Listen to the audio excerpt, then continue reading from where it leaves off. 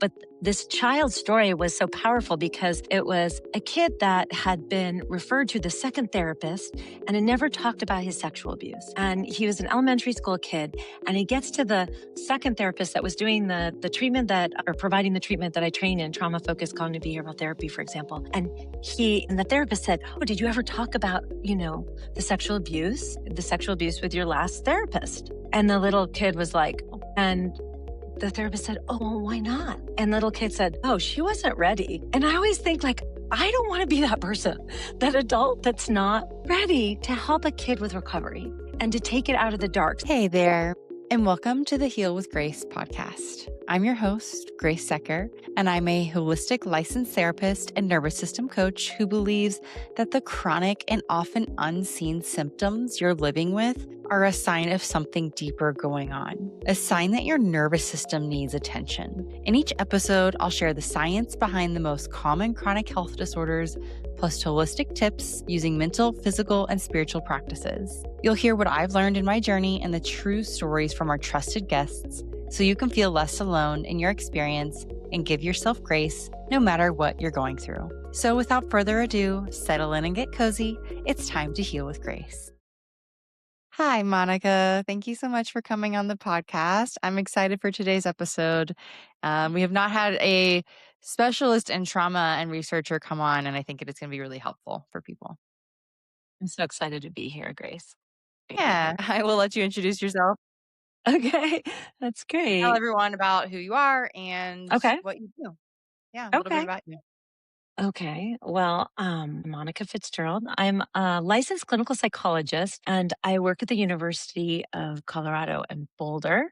And I'm in an institute of behavioral science. There's a lot of words, but I direct the Center for Resilience and Wellbeing. And so I'm a clinical psychologist and also a senior research associate. So we do a lot of applied training and consultation, and we develop interventions and prevention programs and we evaluate them. And they're all trauma informed or trauma responsive programs for schools, for parents, and for children, teen, and families that are trauma impacted. And so, Mhm. yeah, so I wear a lot of hats. I have a lot of roles. So it's very applied and also always evaluating what we're doing to make sure it has a positive impact. It sounds like a lot of different experience, and not only yourself, implementing, but also figuring out what does work best and how to approach it. And yeah. Yeah, and there's a lot that's not known. But I would say one of my hats is really with trauma and trauma expertise. But my lived experience as a mom, I have 3 kids and we have a blended family. I also really have carried that experience to inform my clinical work, my research questions, my training, because especially one of our daughters has experienced a lot of medical trauma since early. And so walking that walk as, yes, a trauma expert and a clinician, but also a parent has been really powerful. And so we do a lot of work to support parents, but also adults that are trusted adults for young people as well. Yeah, I can only imagine. I mean, our lived experiences very much so shape our work, especially in Yes, psychology, any kind of field service oriented field, right? If you have that lived experience, yeah, it exactly. makes you so much better at what you do because you have that lens. Yeah. Yes. Yes. So I think that actually this is helpful because although children do not listen to this, obviously parents do. Yeah. And so much of the time, people that come to me end up saying, I've heard that, chronic symptoms can be a result of trauma, but I don't really understand if I've had it or if trauma Yeah. even applies to me, right? Like I had a fine childhood. Or people are obviously like, Mhm. yeah, I know I had these things, but I still don't understand what did that do? Yeah. Right? Yeah. So can you even just help us with kind of a basic Yeah. understanding of childhood trauma, I developmental know. trauma? Yeah. Yeah. So there are different working definitions, but kind of combining some that I think land are around when we think about traumatic events. You can kind of, I'll describe it in a few different ways. They can be described as intense, frightening, dangerous, or violent events that either threaten or cause harm to a child's physical, mental, emotional, or spiritual well being and overwhelm their ability to cope. It's very subjective. And there you can see kind of this wide range, right? And this can be exposure to any kind of incident, event. It can be single event, ongoing events, multiple events. or situations that cause significant fear activation, perceived threat of serious harm, actual physical injury, but it doesn't always have to have actual. It can also be perceived threat to a person that you love or your caregiver. And so that widens this experience because it can be direct experience, but also indirect and witnessing. And so, yes, it can include actual death or sexual violence or child abuse. But that piece about witnessing violence or someone else being harmed, or you feeling as a young person or even into adulthood completely overwhelmed by that experience. And it can even be involved in learning of an event that occurred to a close family member or close friend. And that's why with youth, think about when mass violence or school shootings happen, we advise the educators and school folks and the parents to reduce the exposure because the more that you see becomes exposure. So it can be learning about some of your family being harmed in a violent way or something happening as well. So I know that there can be a wide range of events. And sometimes in the field, there's kind of a broader conceptualization that sometimes is used, and it's called the three E's. Have you ever heard of that? I don't So, think so. Yeah. okay. So the first E is the actual event. So the E is Mhm. the event. So the circumstances or the events that I just kind of described that might have actual or extreme threat, actual or extreme direct threat or threat of harm, psychological harm, feels overwhelming, endangers your well being. So that's one piece of it. But then the next E is really important. And that is the experience. And that is the individual's characteristics of the person and the context. You could be with your sibling experiencing something, and yet your experience individually is really different. Your reaction is. And that's why we don't assume when families come in that have experienced trauma that one kid is the same as the next in their response or the parents. And so I do think that experience is really important. And yes, there's some in the research, there are some characteristics like earlier age, associated with bigger impact, but was it on purpose or was it accidental? So these are some of the qualities. Who did it? Was it a caregiver? Was it someone that was be ordinarily in the role to protect a young child or you? Or sometimes they were protecting you or sometimes harming you. So this is where that experience, and was this, you know, just one single event or many chronically bad events? And chronic or complex trauma is oftentimes, I know there's a lot here, but is thought about as more ongoing, pervasive exposure to trauma, and that's very interpersonal in nature. And so oftentimes you think about caregivers and people that are in those roles that are supposed to be protecting kids or other adults. This is another important one. Was there support after the event? So these are some of the qualities. So we have the event, we have the experience of the event, and then we also have the effects. So there can be immediate effects, and that's more of immediate, acute, chronic, stress. Like all of us, if we've been in a car accident, we don't want to be in the car, get in the Uh-huh. car right away. We might have nightmares. We might have disrupted sleep. It's a very normal acute stress response. But then there can be more, prolonged responses. And that's where we start thinking about post traumatic stress development. But also there can be delayed onset of symptoms. So a lot of people don't recognize always the connection between the events and the effects. And so if we think about the effects varying by the subjective experience of the person, but also the age, the developmental level, and mental, yes, previous also mental and physical health. But we do know that supportive adults are the most important, most powerful resilience factors that mitigate impact. So you can also sometimes be surprised someone's doing so well. And oftentimes if you ask them what their resources were or their resilience factors there, if they had some supportive adults, maybe they weren't all the adults that were supportive, but that really helped with impact. The last thing I would say with the three E's is meaning assigned to the event, and that can shift over time. So I don't want to say too much, but is that No, I think helpful? that's Just important. Yeah. okay. So like Okay. subjective part and the meaning part, I want to explore a little Okay. bit more. Okay. Mainly the idea that like two people can go through the same thing. Yes. One person's nervous system respond or registers Mm-hmm. it as trauma or difficult to Mm-hmm. move through, and the other doesn't. Yes. How does that work? And yeah, what's that piece about? Well, there's not exactly.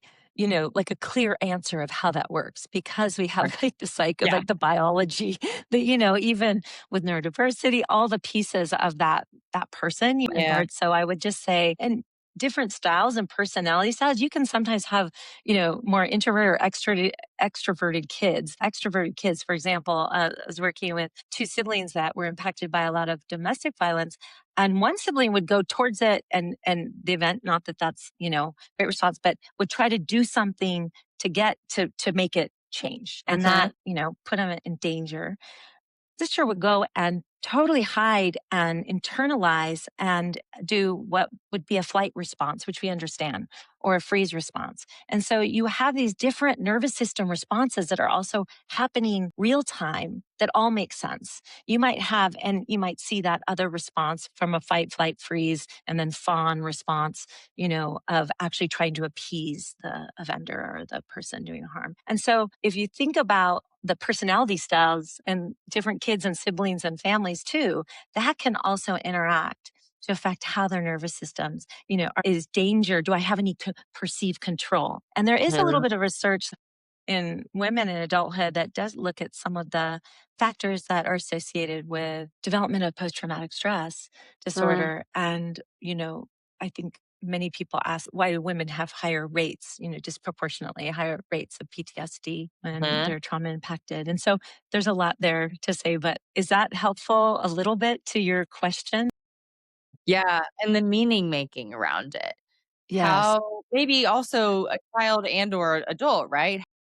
How does that change depending on the meaning we make of it? Or how does it impact us based on the You meaning? know, okay, so I just say each family and child is different, and that's why we learn. We don't assume that because of these circumstances, and that's part of the work of working effectively with children and families is learning about how they feel, how they think about it, what at the Uh, time and now, where they are now.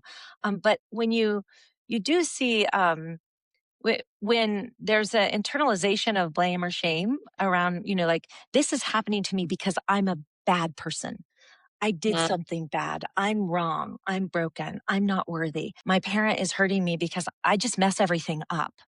That is an internalization that, and can be associated with other, like, I need to do better. I need to be more perfect. I need to be, more worthy, do these things to be more worthy. But when things happen, you assign meaning. Like, what does this mean about me? What does this mean about others? And what does this mean about the world and social contract? yeah. Do I generalize that no one's safe? Everyone hurts you. Or that's this guy. And, for example, in that situation, the brother kind of externalized more and he said, my mom's boyfriend, who was in the domestic violence situation, and he would go towards and try to protect his mom, his sister would hide. He said, this guy is a loser. Like he's a bad guy. He wasn't saying, hey, I'm a bad kid or my mom, but every kid is also different. So, yeah, I don't know if that's helpful, Mhm. but Yeah. a It little bit. is because people don't it's well, first of all, this just isn't talked about unless you're in the field and do Yeah. this work, but it's just not shared as much, and so people don't understand it. And also, I think that's just a very important piece to when in nervous system dysregulation and chronic pain and chronic illness, there is a lot of talk around how trauma has impacted you and how you probably have some sort of trauma in your life. But also there's a percentage or certain amount of people who just don't register with that. So then they feel kind of like, well, maybe this isn't for me, right? Mm, Because I don't have these yeah. big trauma.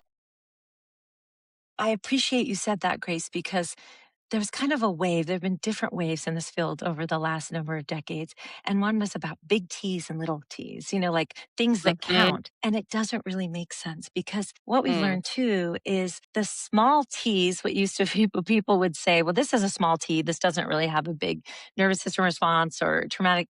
When you look at the big T's and little T's, they can have a similar impact on Mhm. the stress response system, especially if they're ongoing and what people talk about microaggressions. So when you think about systemic racism and oppression on the daily, navigating, you can't kind of take that out of the whole picture too, because you're not safe. You don't feel safe, nor you don't want the alarm system to just be turned off.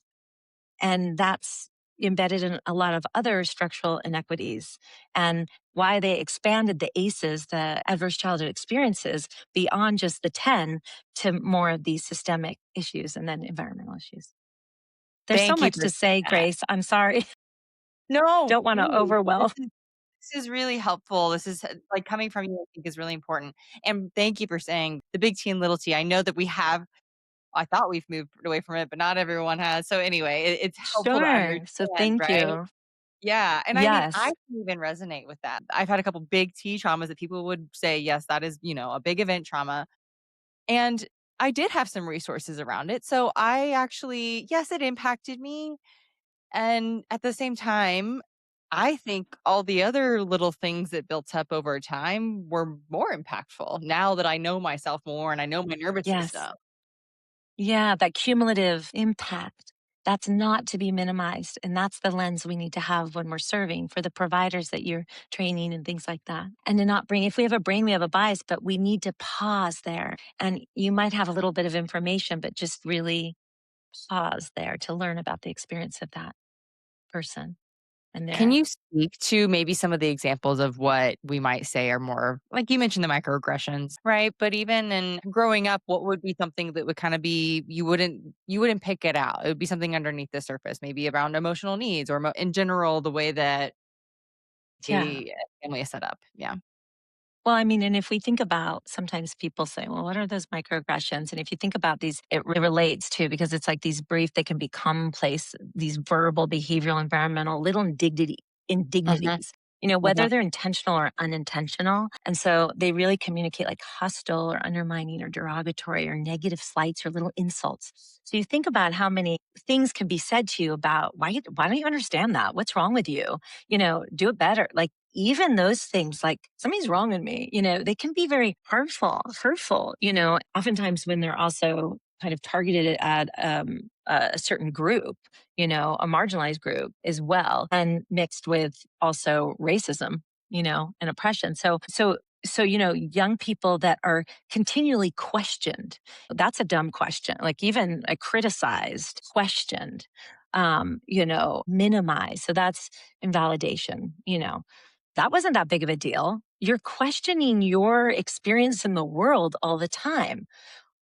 If you feel like you're always messing up, that's why a lot of kids that are physically abused and emotionally abused, because emotional abuse overlaps with all the different types of abuse, and words can even hurt more than the physical actions. When we ask kids about what really has an impact on them, a lot of times it's what has been said. Like, well, we never wanted to have you in the first place, or your mom is such a, when making insults and slights against a parent if the parents are separated. Like these things can really hurt. And I always talk about the metaphorical backpack, and kids are walking around with those, but it's questioning and like their worth. And also there's like a invalidation of Mhm. their experience and their knowing. And so why would you trust yourself later, So which you work with so many of these patterns too that are associated with neuroplastic conditions and Mhm. chronic pain. Like, oh my gosh, people need so much compassion and tenderness an understanding of what's going on because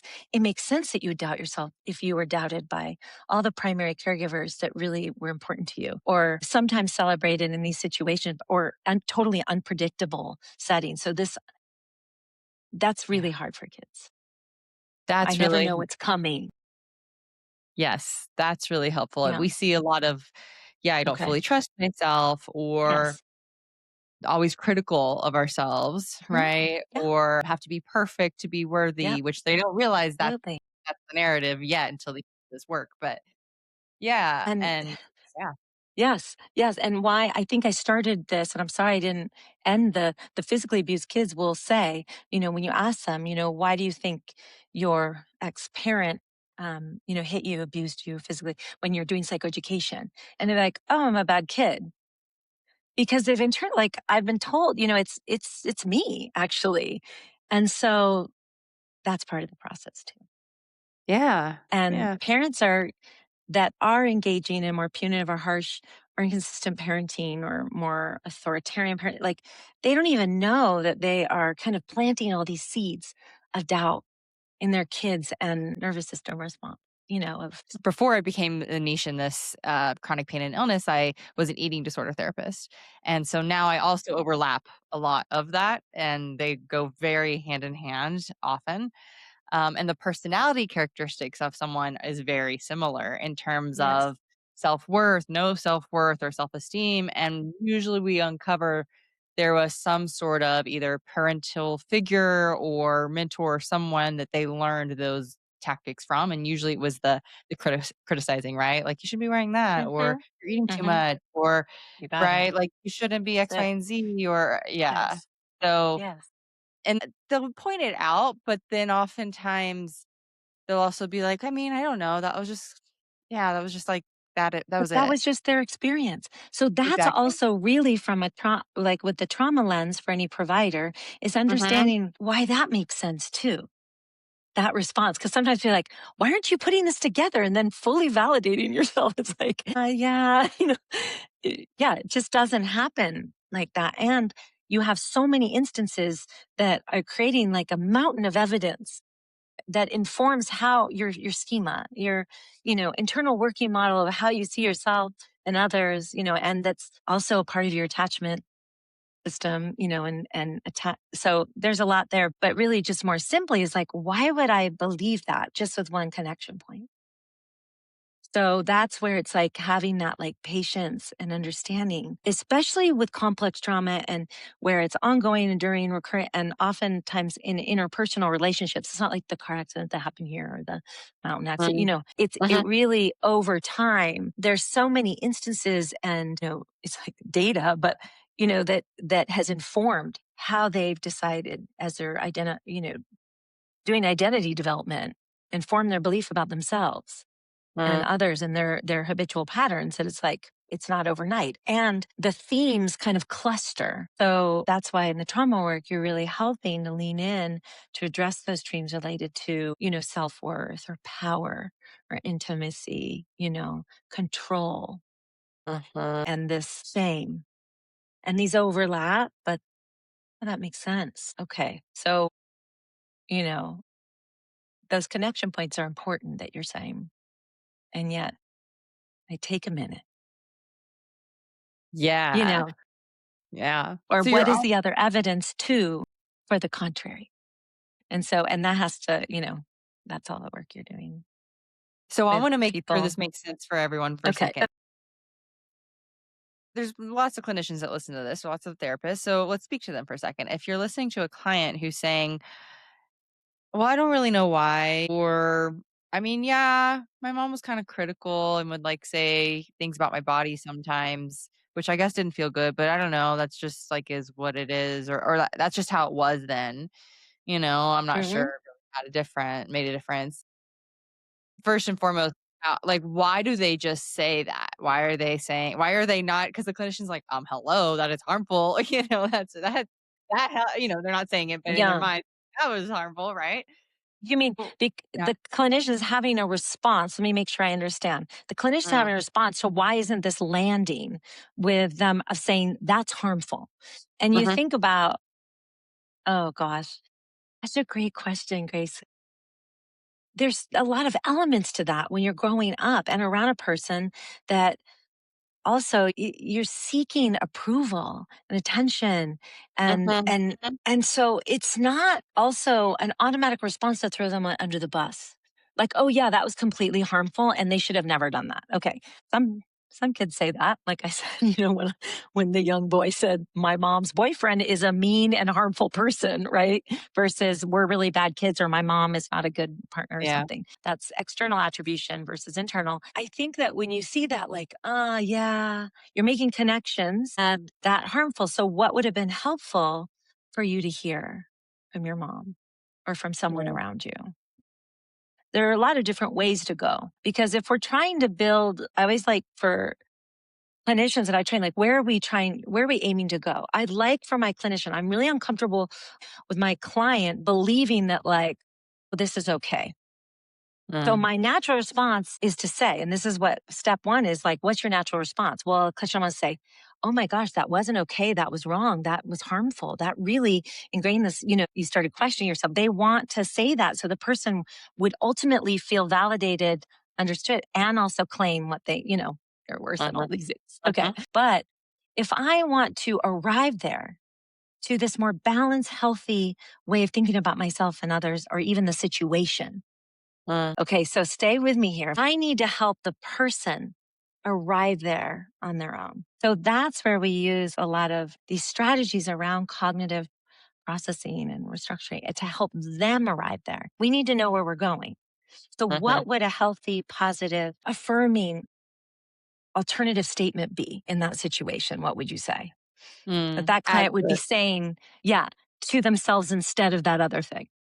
That's hard because some people are they're like, "Well, I don't know. I don't feel any other difference in myself, right? I don't feel Right, they wouldn't, good but about myself." I'm saying from you as the clinician, what would you like to like if we're trying to arrive, and I do this because it's like steps on a bridge. I think about you have an unhealthy, problematic or Mm. problematic, unhealthy, not helpful cognition about yourself and others in the world. Mm. It doesn't feel good to let someone just sit there because it affects how they feel and they live their life and their behaviors. So I'm trying to help this person to maybe move a little closer to a more balanced, healthy perspective of themselves, others, and the situation. So I just also need myself. This is getting very provider specific, like clinician strategy.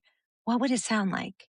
And then there are these incredible strategies, very specific strategies clinically to help them arrive closer there on their own, because that's the only way it's going to land and sit. So if you think about that client you brought up, what might it sound like if she arrived at a more authentic, positive, affirming statement to herself? So I have clinicians do that in this trauma work. They say, instead of the kid saying, I was beat up and I was harmed because I'm a bad kid. Well, what would you like them? Well, I'd like them to say, parents' responsibility is to keep their kids safe, even if their kids make mistakes, or mess up. There are other alternative ways. Kids deserve, I need to know where I'm going. And then I won't go into the strategies, but to help clinician help a person to do that journey work there. And that can be in moments in therapy or take a number of sessions. Yeah. And I think that's also really helpful for, the person experiencing this and going through it in therapy to understand that it is a journey in this process and it is the Hmm. journey of helping you yourself Right. arrive to that Yes. new That's understanding it. and cognition, That's it. right? Because that's the way. I mean, honestly, that's so much of mind body work because people give so much of their power over to other types of treatments and things that they're trying to help fix them. Even when I first became a therapist, right? People would come in and be like, "Okay, here's this, like fix me, tell me what to do." Yes. And I have to reorient for a second. But the same work with pain and illness, right? They're like, "Just tell me, I want to get over this." I know. And yes, there are skills and tools, and at the same time, it has Right. to come from in here, Right. and we have Yeah. to arrive there on our own. Yeah. And I think your remark about they don't have that alternative statement at the ready, pulling out of their pocket that's positive. Mhm. That's what we do have to help them to generate those. And we're using Socratic questions, open-ended questions, and even psychoeducation. And what does it look like? And asking, what are parents' jobs, to help their kids when they're struggling with something? We're asking some of that. What would it sound like? What would your best friend tell you if if you said this? Well, she said my mom, she would, if you Mhm, told her your mhm, mom said this to you, she'd be like, well, your mom, I won't go and say the rest of it, but sometimes they've even taken in other mhm, information about what others have said, but they haven't landed on it. mhm.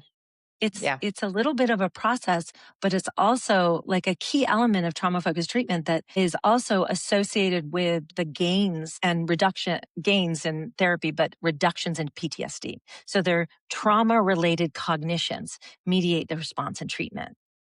So if you can target those, so critical for healing and Explain that one more recovery. time. Okay, so yeah. So when you notice these themes coming up that are kind of trauma Mhm, related around, trust, safety, shame, mhm, malintent, like just the themes that come up, you say, ooh, those are really affecting, causing impact. You mhm. want to focus on those, not shy away from that. And that is sometimes an area that doesn't feel comfortable for a clinician, nor do they sometimes feel like they have the tools. Like I have, tools to really help someone to land there. And the more they keep just telling them how they should think their client, more positively, well meaning clinicians, they're like, why aren't they getting it? Right. And so, yeah, so the point is that the research shows that trauma related cognitions are associated with trauma related impacts. And so you have to address those. So, What happens in our brains and bodies that it takes on that trauma, right? That might encode it and make meaning of it in a certain way. You made me think of a question that Dr. Dave Clark talks about, I think in his book, about helping someone understand if they've had ACEs or not. And usually this is their response. He asks if someone else would have had the same childhood you had, how would you think about that? Like, what would you say? Or would hmm you say that there was hmm anything impactful about that? Right? And sometimes people can switch it. Sometimes, I don't know if it's every single time, but sometimes they can look at it from that standpoint of, "Well, if my friend went through that, yes. I would think that Yeah. maybe that wasn't great, or that was Yeah. harmful," Because you're or shifting, yeah, the perspective. Because if I'm sitting here, I mean, I might even give my best friend, why I brought up the best friend role Mm, play, which we talked about, like, mhm, what would you, or that question, what would you say to your best mhm, friend that said, um, X, Y, and Z? It's like, I might even have great advice for them, but I'm not applying it to myself. And that's why learning um, about the subjective experience and what's underneath why they are, they're holding that shame, that blame, they're not letting themselves out of it per se. When mhm, we make responsibility pies, we draw the pie, we list who is responsible, any of the people that's responsible for the trauma, mm, and we help flush out and then we draw and we say, how much of the pie do you give to mom? How much of the pie do you give the babysitter? How much do you give to your neighbor? mm, How much do you give to the offender? How much do you give to yourself? And you take a look at it and then you kind of unpack it. Ah, thank you. And if sometimes they'll have a really big slice of the pie that's them. And understanding that even after they've gotten psychoeducation and, like parents' jobs are or child abuse, like protection laws or all these things, they can have lots of information. The key is to be with that and get underneath it and understand, why do you give so much the pie to that, this much the pie that offender? Okay. The mm, person that hurt you. Why? And you explore that. And then why do you, in a non judgmental, like, instead of being like, you're giving yourself all that pie, you don't have any of the responsibility. I could jump there. I'm not. It's mm, like, why do you give yourself so much the pie? I want to learn and understand that. Okay. Eyes. And then we're going to work on that because when we do the cognitive processing and emotional processing around the responsibility in this case, mm, what we notice is we notice that part of the pie given responsibility self. I have visual pies that I'm showing all the time in mm, my trainings. It's so powerful, but it takes a little bit of that intentionality of looking, understanding. Why might it make sense that they're giving themselves this much? Well, what we do in trauma focused treatment, a core component is also learning about their experience and actually learning about what they experience is talking about what happened. And that is walking through, stepping into the scene or scenes that are most causing the most impact and not being alone with it. There's that Mr. Rogers quote or something, what's mentionable is manageable. But it really is like we take it out of the closet, the dark closet, and we're like, okay. And because some people say, why would you want to talk about that? And that's, put them through it again. They've already survived this. Let's respect and that. And we're with them and we're going to learn about more about what that experience was like for them so that we can actually be effective targeting why they are holding that blame. And so that's the part of the therapy we call in at least one of the models I train in, it's called the trauma narrative, or it's mm. imaginal exposure, or it's stepping in and telling your story. Yeah. And then you That could be I usually more effective.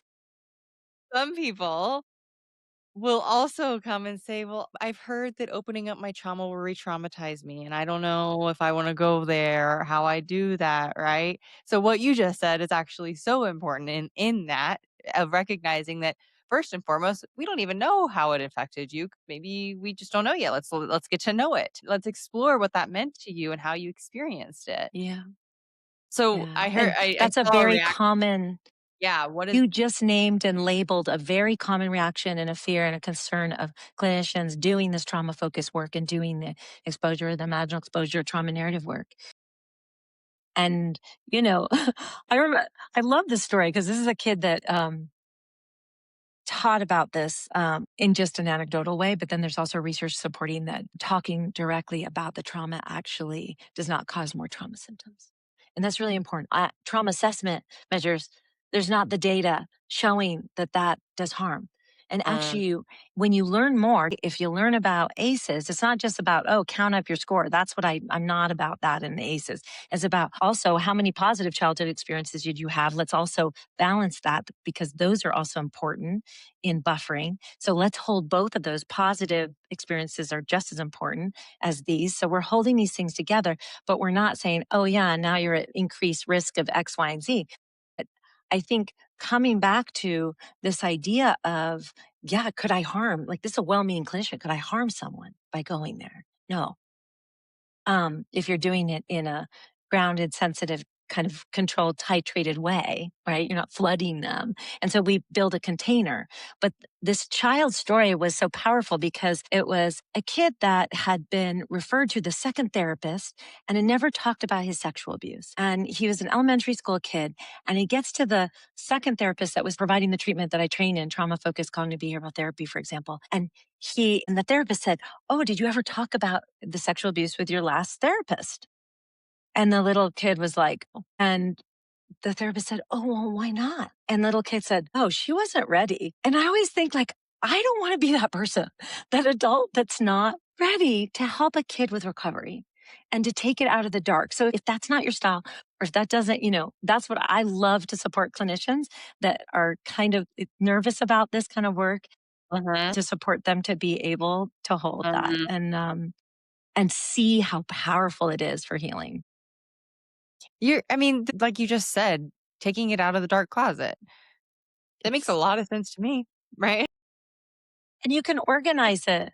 It's not just for anxiety desensitization because why do we do that kind of work? Well, Mhm, we are rewiring the brain, around safety because you have all these highways byways to the danger associated with the memories. And how can we train our brains to know that those memories, and it's not I making these know. memories happy. They're just reconnecting them that you're not in danger when you have the memories. They can't harm you anymore. And so we're attenuating that response. We're rebuilding connections to them and rewiring, but we're also contextualizing, making Mm, meaning. We're organizing. So if you think of taking everything out of the closet and then you also are organizing because sometimes people are so overwhelmed and their experiences that they've had haven't, there's no file, to put it in and put it in the file folder and it keeps mhm, popping up. mhm. That's exactly what same thing with emotions, which can also be traumatic as well, right? Nicole Sachs talks about, which I talk about, the emotional reservoir that we have. That there's a lot of repressed emotions, right? Stay in the reservoir and stay pushed down and then end up overflowing, which then your brain sends danger signals to your body. And that's the same with these experiences with memories of, okay, let's bring them out, work with them, reorganize them so they're not dangerous to the brain anymore and the nervous system, right? And so then that relieves the pressure of pain and illness. So it's exactly what you're saying, which I love that you said that. And I think the message I'm getting, which I hope people are getting through this too, is that it's not dangerous to go there. It's not dangerous to be with your trauma. You can reorganize you can reintegrate it. How do you explain that? What happens when you do that? What Well, happens you're when you desensitizing, right? The anxiety that is associated with it. So you Yes. are reducing the anxiety. You talked about the Mhm. emotions that to the system don't feel safe, right? That fear, anxiety, shame, whatever is attached to it, right? And so that is just with regard to paired conditioning or our good old conditioning. We're teaching about how these are Mm, associated. And so these emotions might feel dangerous, but they're actually, they can't harm us, but we can't work with them if we can't look at them. Just like, I was recently training in Japan and they still love Harry Potter. I don't know, they have Harry Potter like museums and everything. really? But I just kept thinking about Harry Potter because Harry Potter is the only one to like turn and face and say Voldemort or turn around and Mhm. actually say it out loud. And that takes the power and the danger out of Voldemort. You can deal with them, right? Yeah. And I mean, maybe that's a very old reference, but Stranger Things had a great example too. They went into a memory, these two kids, and they pause and they go underground. And one of the little girls pauses, and the other, older one says, "Remember, memory cannot harm you. We're in a memory." Mhm. And she's like, I don't know if you watched that, but very powerful examples that help us to also reassure us, even as providers. We have to be reassured Mhm. and remember the why. So always go back to why, and Mhm. you're also helping with mastery around these emotions. So you're helping to reduce avoidance too. Another key element of why we do this. So we reduce fear and anxiety and overwhelm associated with the trauma, the memories or Yeah. the reminders. And then we reduce avoidance. So now I'm not afraid to think about it, push it Mm. down, repress it, as you're saying, or avoid people, places, and things that remind me of it. Mhm. And then I'm also able to put it in its place, contextualize, organize, make meaning. Mhm. Yep.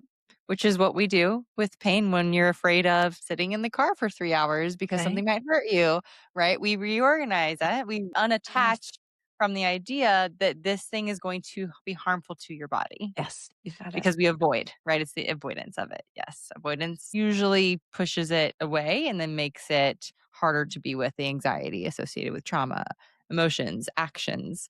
Yeah. Yeah. I love Yes. this. Yes.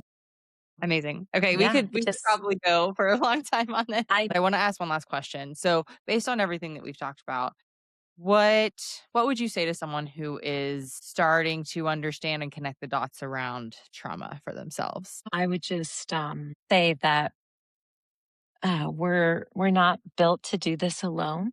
So it's really important not to just go at this alone. If I was stronger, I can overcome it. It's really to be done in community and with those that can hold us. So if that's about those friends and family or others that feel like you can connect with, and finding a therapist and or a counselor. And it's really important for you to know that nothing that you bring, your experience, is too much for a well trained therapist that deals with trauma. So if you meet a therapist that seems completely overwhelmed by your experiences, and it's probably not the best fit because we have such helpful approaches to supporting you as that person fully. I think that's a great I'm glad that you said it because I mean, most people listening to this have had many experiences more in the medical field, well, therapy too, realm of people not understanding their story and it feeling overwhelmed because they're the ones that don't make sense and their pain and their illness. And there's a lot with their story. And so I guarantee you there's plenty of people are sitting listening to this thinking, yeah, I've had that experience. I've had that experience of I really fully recognized, yeah, I overwhelm you. And so then it made me stop sharing as much in the beginning to kinda test out, like, I saw myself in the past do that, being like, "Alright, I'm just gonna share these few things, see This how I little do that." And so I think I'm glad you said that. Yeah. There's enough room and space for the whole you and all of your Yes. experience that you bring. And I always like to celebrate like the resilience and people that have been like the great strength that Mhm. you have. And that's not highlighted somewhat sometimes, it's just like what's wrong or what's weak. And so no, that's to be really celebrated. This ability to persist and adapt in the face of a lot of challenges and but not alone. Not alone. Hmm. Yeah. Thank you, Amazing. Grace. Thank you Thank so you, much. Monica. Thank Such a you. pleasure.